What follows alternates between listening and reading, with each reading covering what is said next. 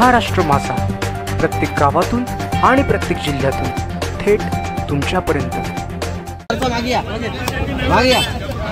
आता दीपक पुढे गेला बघ, आता दीपकला तू बोलत नाही। आपला पाठी ज्ञानेश्वरला संधी होती, दुसरं काय नाही। खालून कसं मारतो तू?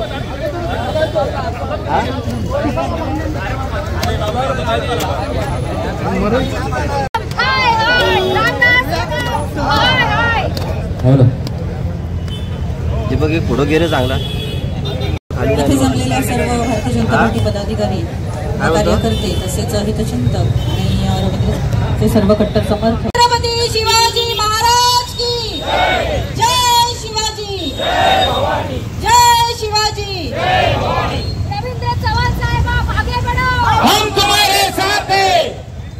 भारतीय जनता पार्टीचा, भारतीय जनता पार्टीचा रामदास कदमचं करायचं काय? रामदास कदम हाय हाय। दीपक भडकला तू पुढे जातो तर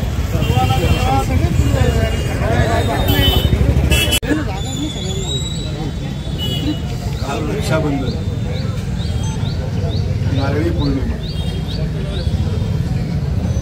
चांगले सण असताना शिंदे गटाच्या नेत्याला दुर्बुद्धी सुचली। ज्या रस्त्याबद्दल ते बोलतायत तो रस्ता रवींद्र चव्हाण साहेब बांधकाम मंत्री झाल्यापासूनचा नाही। नॅशनल हायवे म्हणून त्या रस्त्याची गणना जरी असेल तरी तो रस्ता परिपूर्ण करण्याचं अतिशय जोखमीचं काम सार्वजनिक बांधकाम खात्याचं मंत्रीपद घेतल्यानंतर चव्हाण साहेबांनी अतिशय मनापासून काम सुरू केलं। सातत्यानं त्यावरती बैठका घेणं, फॉलोअप घेणं, कुठल्याही प्रकारचं दुर्लक्ष न करता ते काम अधिक वेगानं आणि चांगलं कसं होईल याकडे कटाक्षानं त्यांनी पाहिलं। एक कार्यक्षम मंत्री म्हणून महाराष्ट्रामध्ये त्यांची ओळख आहे।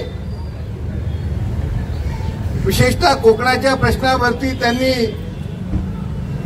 अतिशय चांगल्या प्रकारे निर्णय घेऊन मार्ग काढण्याचा प्रयत्न केलेला असताना जे स्वतःला मोठे नेते म्हणून म्हणून घेत आहेत त्यांना कुठेतरी विस्मरण झालेलं आहे, त्यांचा कुठेतरी स्मृतिभ्रंश झालेला आहे। ते म्हणाले की हे 5 वर्ष या खात्याचे मंत्री आहेत।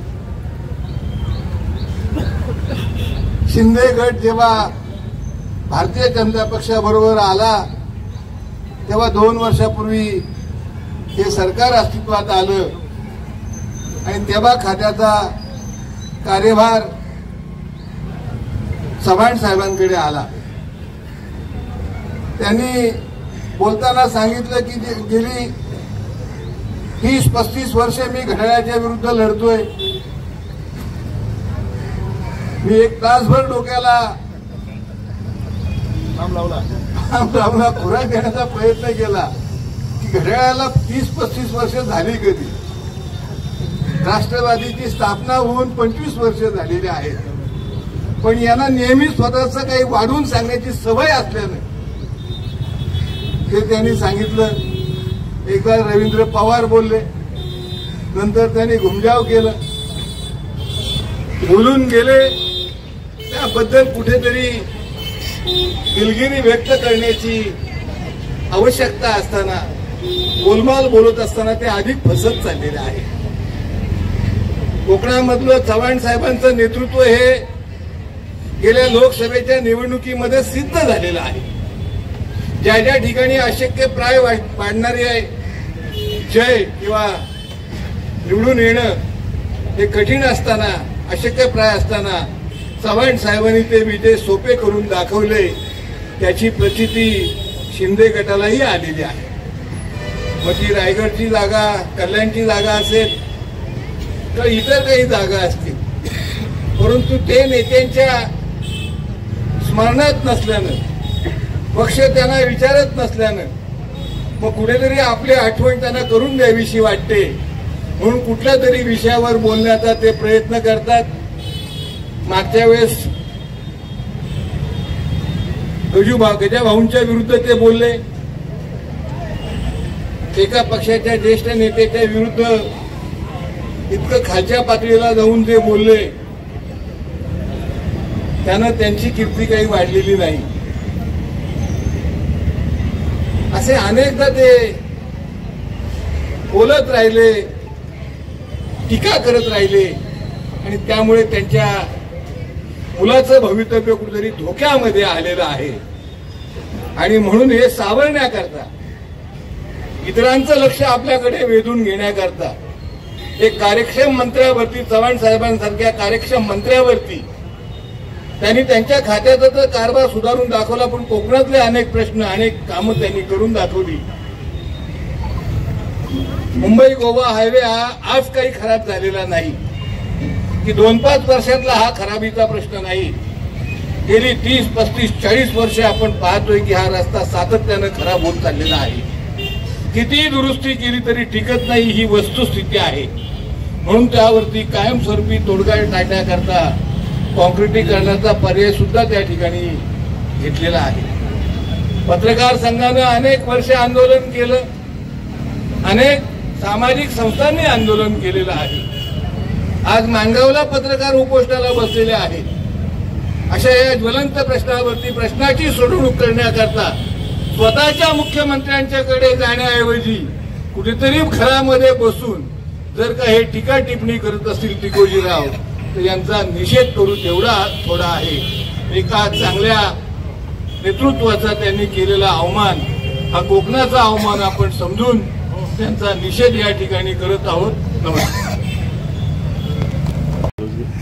8 ते 10 वर्षाची परिस्थिती बघितली तर गेल्या 2 वर्षात जो रस्ता केंद्र शासनाकडे आहे, त्याला NHचा दर्जा आहे, नॅशनल हायवेचा, त्या रस्त्यावर कोकणचे सुपुत्र असल्यामुळे आणि त्यांना सार्वजनिक बांधकाम खातं मिळालं म्हणून त्या रस्त्यावर रवींद्र चव्हाण साहेबांनी लक्ष घालायचं ठरवलं. तो रस्ता त्यांच्याकडे नसून सुद्धा एक आपली बांधिलकी आहे, कोकणाची बांधिलकी आहे म्हणून त्यांनी त्याच्यावर लक्ष घालायला सुरुवात केलं. 10 वर्षाची परिस्थिती आणि आता 2 वर्षात सुधारलेला रस्ता, हे काम कुठेतरी रवींद्र चव्हाण साहेबांनी केलंय म्हणून हे रामदास कदम यांच्या पोटात दुखायला लागलेलं आहे. रामदास कदमला त्याचीच एलर्जी झालेली आहे की आपण 3 वेळा मंत्री होतो, 50-60 वर्ष राजकारणात शिवसेनेत काम करतात, नेते म्हणून काम करतात, परंतु थोड्या वेळामध्ये चांगलं काम उभं करणारा एक नेता, एक सामान्य कार्यकर्ता रवींद्र चव्हाणांसारख्यांनी त्या रस्त्याची झालेली दुरावस्था ही सुधरवलेली आहे. आणि आपणही पाहता, आम्ही पाहतोय, साहेबांनी, मी देखील त्या रस्त्यावर बऱ्याच वेळा त्यांच्यासोबत गेलेलो आहे. गेल्या वर्षी पनवेल ते इंदापूर या रस्त्याची अवस्था काय होती आपण पाहिली. दिवस रात्र, सकाळी 5 वाजता 6 वाजता त्या रस्त्यावर जाऊन त्याचं काम सुरळीत चालू आहे का, ते कशा पद्धतीने चालू आहे, स्वतः पाहणारा नेता, मंत्री हा देशातला पहिला मंत्री असेल, मी आपल्याला सांगू इच्छितो. रामदास कदमांची मुलाची कुठेतरी आता हार होणार आहे आणि त्या होणाऱ्या पराभवाचं खापर हे भाजपवर फोडायचं आहे म्हणून हे त्यांचे प्रयत्न चालू आहेत.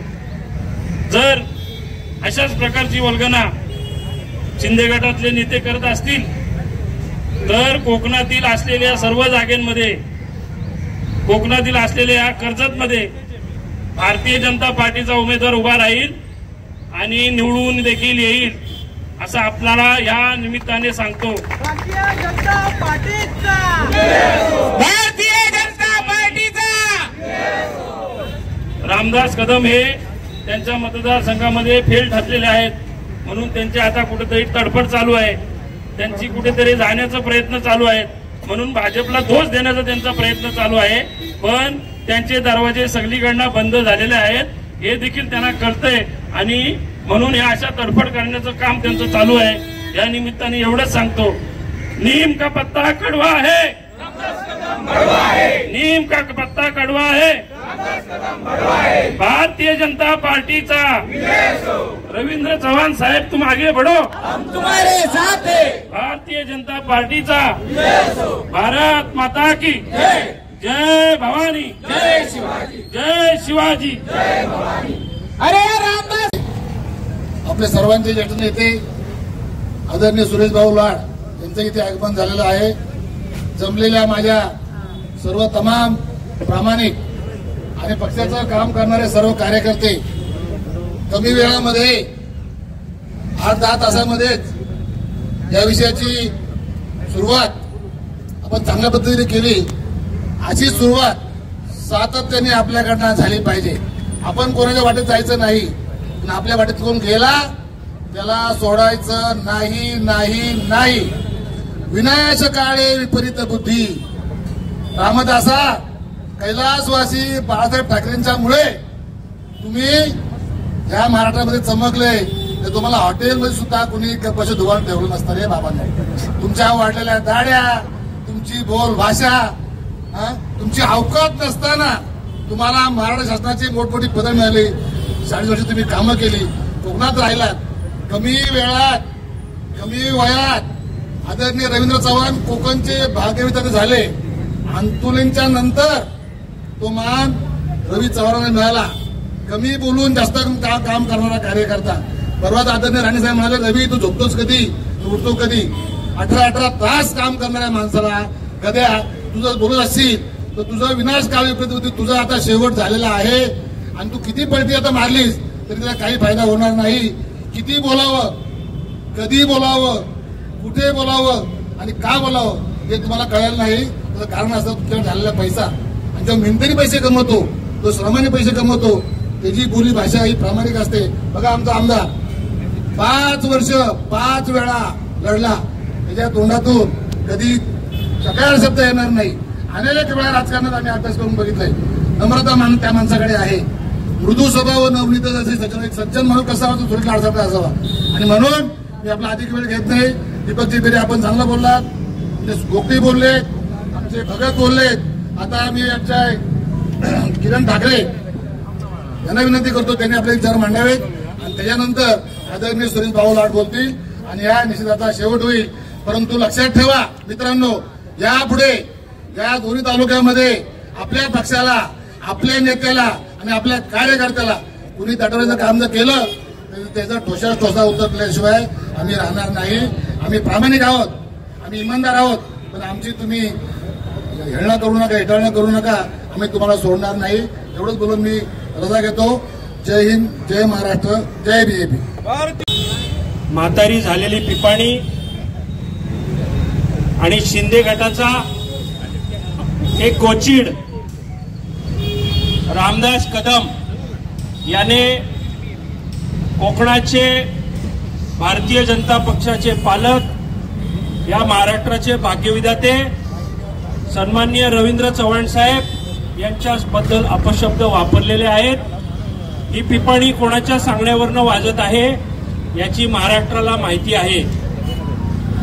ही पिपाणी ज्या ज्या वेळेला त्याच्यावरती वेळ येते तेव्हा सर्वसामान्य कार्यकर्त्यांचे पाय खेचायचं काम त्या मतदारसंघात करत असते आणि त्या कदमांनीच नाही तर शिंदे गटाच्या विविध लोकप्रतिनिधींनी महाराष्ट्रामध्ये जो उच्छाद मांडलेला आहे त्याची पापं निस्तरायचं काम हे भारतीय जनता पक्षाच्या लोकांना करावं लागत आहे। काल आमचे नेते सन्माननीय अतुल काळसेकर साहेब यांनी इशारा दिलेला आहे की जर रामदासबाई कदमांची अशी वक्तव्य थांबली नाहीत तर कोकणामध्ये ज्या ज्या ठिकाणी शिंदे गटाचे आमदार आहेत त्या त्या ठिकाणी भारतीय जनता पक्षाचा आमदार निवडून आणण्याचं काम हा भारतीय जनता पक्षाचा कार्यकर्ता केल्याशिवाय राहणार नाही। भारतीय जनता पक्षामध्ये जे कार्यकर्ते आहेत ते पेटून उठलेले आहेत आणि माझ्यासारख्या कार्यकर्त्याचं दापोली मतदारसंघातील खेडमधील कार्यकर्त्यांना आव्हान आहे की रामदास कदमांची जेवढी कायदेशीर मॅटर आहेत गेल्या 20-25 वर्षातली ती माझ्याकडे आणून द्या। मी हायकोर्टात जेवढ्या शक्य असेल तेवढ्या याचिका रामदास कदमच्या विरोधात करतो आणि त्याला मातीत काढल्याशिवाय हा रवींद्र चव्हाणांचा नाही तर भारतीय जनता पक्षाचा कार्यकर्ता स्वस्थ बसणार नाही, अशा पद्धतीचं आव्हान आम्ही इथून देत आहोत। सन्माननीय रवींद्र चव्हाण साहेबांनी रात्री 3 वाजता कोकणाचा दौरा पनवेलवरनं 12 वेळेला चालू केलेला कार्यकर्ता आम्ही पाहिलेला आहे। सुमारे 15 वर्ष जो रस्ता झाला नाही त्या रस्त्याचं प्रत्येक स्तरावरचं काम हे सुमारे 12 ते 20 वेळेला चव्हाण साहेबांनी दौरा करून पाहिलेला आहे। 15 ते 16 वर्षामध्ये जेवढी वाताहत झाली नव्हती तेवढी 2.5 वर्षाच्या काळामध्ये त्या गोवा रस्त्याची झाली होती।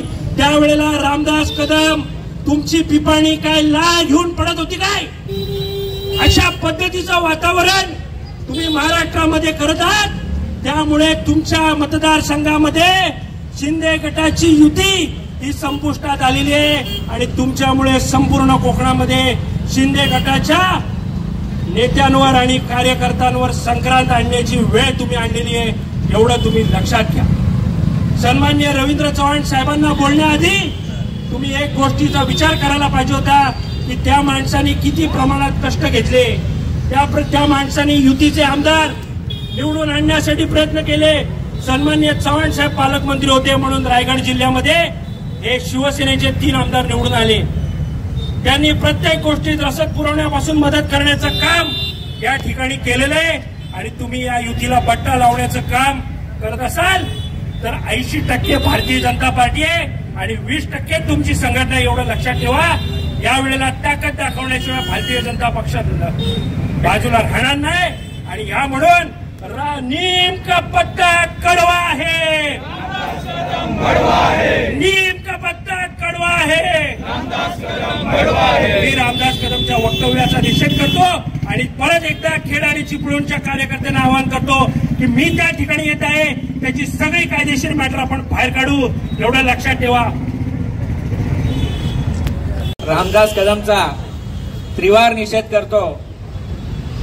आमच्या कोकणचे भाग्यविधाते भारतीय जनता पार्टीच्या कार्यकर्त्यांचा अभिमान असलेले माननीय रवींद्रजी चव्हाण साहेब यांच्याबद्दल बेताल वक्तव्य करणाऱ्या या रामदास कदमांचा निषेध करण्यासाठी कर्जत तालुका भारतीय जनता पार्टीचे सर्व कार्यकर्ते पदाधिकारी येथे आलेले आहेत। मी सांगू इच्छितो की रवींद्रजी चव्हाण साहेब यांनी कोकणची जबाबदारी घेतल्यानंतर प्रत्येक मतदारसंघात जिथे जिथे भारतीय जनता पार्टीला सुद्धा स्वतःला आशा नव्हती अशा सर्व मतदारसंघात संजीवनी देऊन तेथे लोकप्रतिनिधी निवडून आणून कोकण भारतीय जनता पार्टीचा करणारे आमचे नेते रवींद्रजी चव्हाण साहेब आहेत। या कोकणातील सर्वच्या सर्व मतदारसंघांमध्ये भारतीय जनता पार्टीची ताकद वाढवण्यासाठी संजीवनी देणारे आमचे रवींद्रजी चव्हाण साहेब आहेत। त्यांच्या कार्यक्षमतेमुळे आज कोकणामध्ये भारतीय जनता पार्टीने 6.5 सीट लढवल्या, त्यापैकी 5.5 सीट, अर्धी सीट ही आम्ही मावळची मानतो की मावळ अर्धा पश्चिम महाराष्ट्रात आहे, अर्धा कोकणात आहे, परंतु सर्वच्या सर्व ठिकाणी 100% स्ट्राईक रेट देणारा नेता आणि त्या नेत्याची बरोबरी करून कोण इच्छितो की ज्याला स्वतःच्या मतदारसंघात आपलं मताधिक्य राखता येत नाही,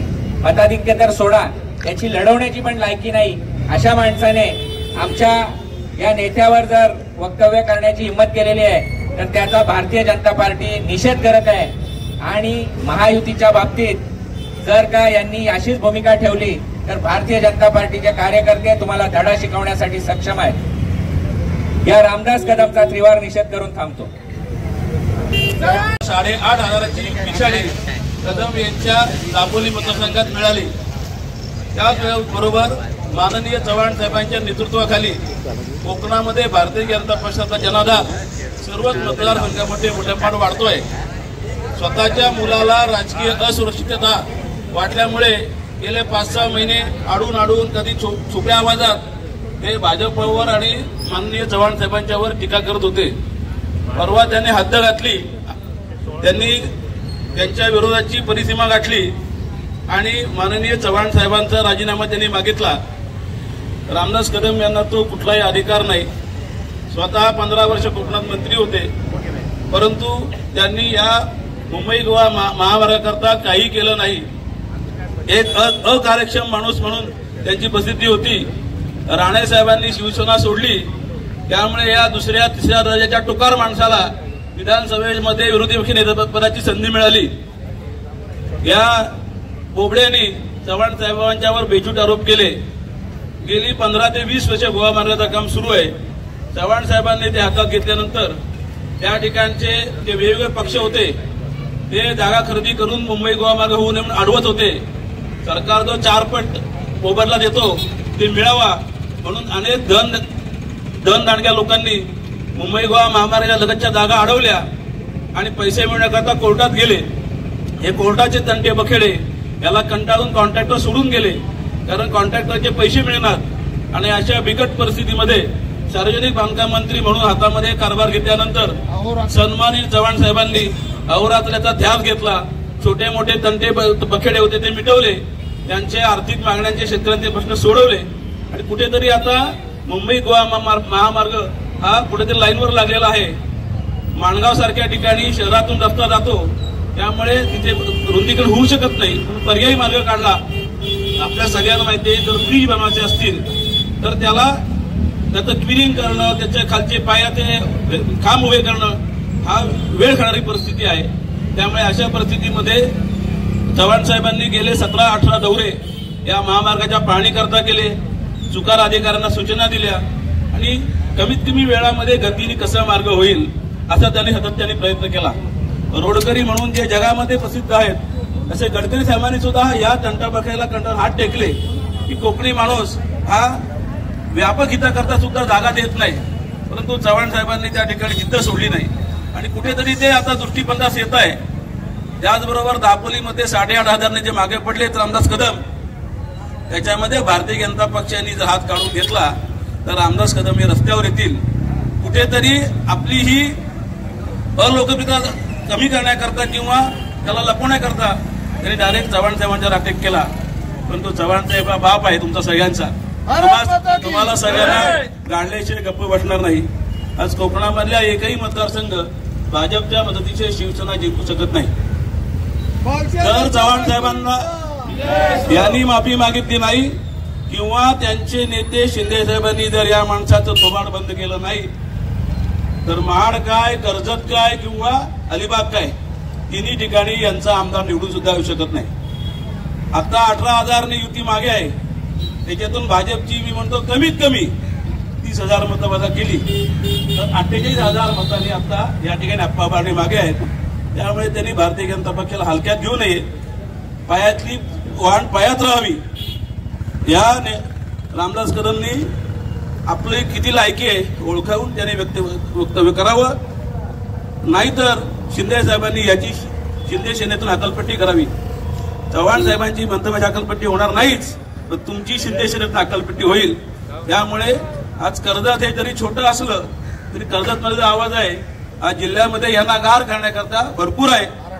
चव्हाण साहेबांनी जर एक हात वरती केला तर यांचे सर्व आमदार रस्त्यावर येतील. आम्हाला या ठिकाणी युतीचं वातावरण खराब करायचं नाही, पण चव्हाण साहेबांचा अपमान या ठिकाणी कुठलाही भाजपचा कार्यकर्ता सहन करणार नाही. चव्हाण साहेबांनी 100% कोकणामध्ये भाजप उभी केली, 100% काम केलं आणि 100% भाजपला तर आत्मसन्मान कुणी दिला असेल तर चव्हाण साहेबांनी दिलेला आहे.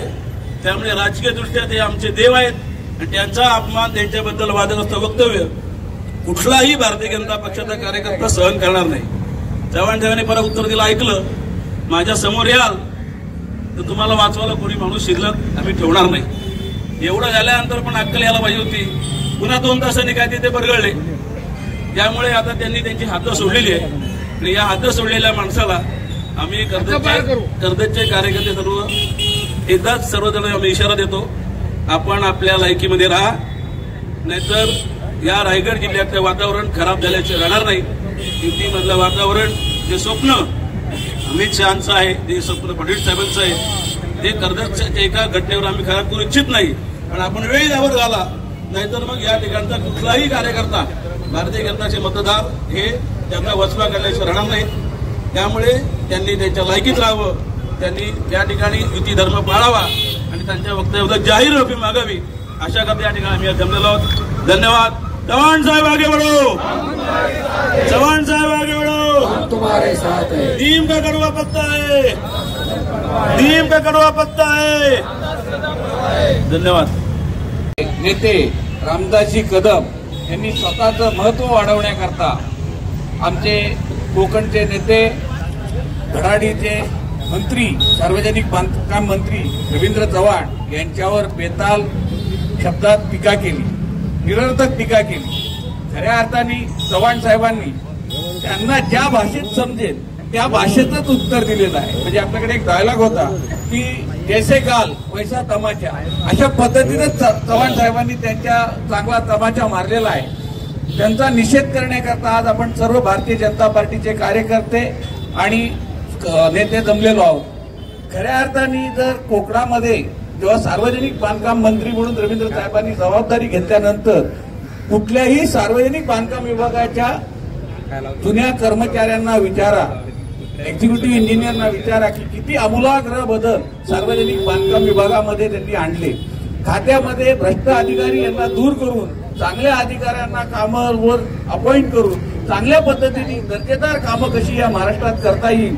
भ्रष्टाचार जो पीडब्ल्यूडी मध्ये कायमस्वरूपी मोठ्या प्रमाणात होता, जो ऐकू आपण चर्चा ऐकतो की एवढे टक्केवारी आहे तेवढे टक्केवारी आहे त्यामुळे रस्ते खराब होतात, त्याला आळा घालण्याचा प्रामाणिक प्रयत्न जर कोणी केला असेल तर पहिल्यांदा सार्वजनिक बांधकाम मंत्री रवींद्र चव्हाण साहेब यांनी केला। हा गोवा हायवे जो आपण म्हणतोय हा आजची रडकथा आहे का? माझी 15 वर्ष म्हणजे पूर्वी 14च्या पूर्वी 15 वर्ष काँग्रेस राष्ट्रवादीची सत्ता होती तेव्हापासून हा हायवे चालू आहे आणि आज गेली 8 ते 9 वर्ष।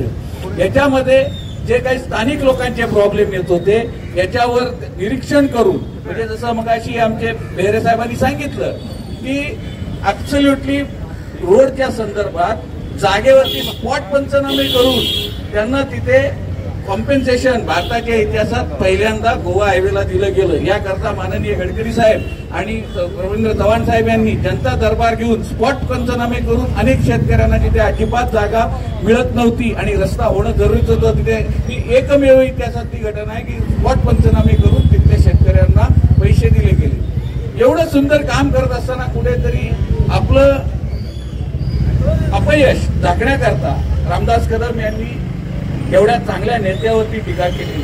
खरं तर त्यांचा बोलवता धरण दुसरा असणार, कारण प्रत्येक आत्ताची राजकीय परिस्थिती पाहता प्रत्येकाच्या महत्वाकांक्षांना धुमारे फुटलेले आहेत। जो तो माझा कसा मोठा आहे, मी कसा, माझा पक्ष कसा मोठा आहे, मी कसा इथे मोठा आहे हे दाखवण्याचा प्रयत्न करत आहे। युती काल देवेंद्र फडणवीसांनी सुद्धा अतिशय शालीन शब्दात सांगितलं की अशा पद्धतीने टीका करणं हे काही योग्य नाही आणि अख्खा युती धर्म पाळण्याचा हा काही ठेका भारतीय जनता पार्टीनेच घेतलेला नाही। यापुढे त्यांनी त्यांचे जे नेते आहेत, शिंदे साहेब आहेत किंवा इतर कोणी नेते असतील, त्यांनी असे वाचाळवीरांना त्यांनी गप्प केलं पाहिजे।